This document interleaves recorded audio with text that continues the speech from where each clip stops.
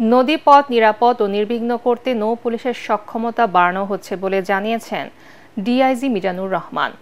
রাজধানীর পুলিশ প্লাজায় নৌ পুলিশ সদর দপ্তরে সংবাদ সম্মেলনে তিনি এই কথা বলেন। শীতলক্ষ্যা নদীর মোহনায় জাহাজ ডাকাতির ঘটনায় জড়িত আন্তজেলা সংঘবদ্ধ ডাকাত চক্রের ৮ সদস্যকে গ্রেফতার করা হয়েছে বলে জানান পুলিশের এই কর্মকর্তা। মনির হোসেন তপুর রিপোর্ট।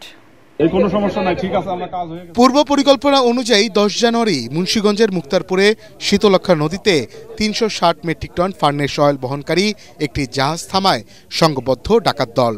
জাহাজের স্টাফদের দেশীয় অস্ত্রের মুখে 3.5 কোটি টাকার তেল আরেকটি জাহাজে নিয়ে পালিয়ে যায় তারা।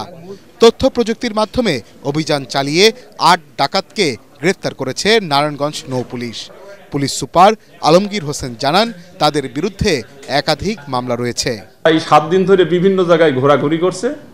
এই তেলটা বিক্রি করার চেষ্টা হয়তো করেছিল, কিন্তু সেটা করতে পারে না। আমরা পুরাটাই এটা যে ডাকাতি পুরাটাই উদ্ধার করতে সক্ষম হয়েছি। কেউ যদি এগুলা না কিনে এই সমস্ত অবৈধ মালামাল, তাহলে কিন্তু বিক্রিও সুযোগ থাকবে না। সুতরাং তারা কিন্তু আমাদের এখন মূল টার্গেটের একটা পার্ট। মালামাল নিয়ে এই জাহাজটা এখন ছেড়ে আসছে, এখানে আসতেছে, এখানে ভিতরে 1-2 থাকে যারা এই তথ্যগুলো ওদের দেয় এবং টাইমলি ওই জায়গায় তারা উৎপেতে থাকে।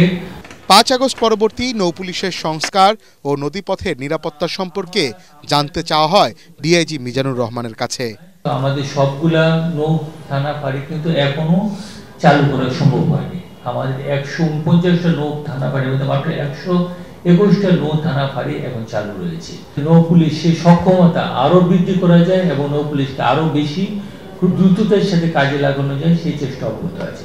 গেল 18 দিনে 162টি লাইসেন্সবিহীন বাল্কহেড, অবৈধভাবে বালু উত্তোলনে ব্যবহৃত 17টি ড্রেজার, 79টি নৌযান জব্দ করে 132টি মামলা করেছে নৌ পুলিশ।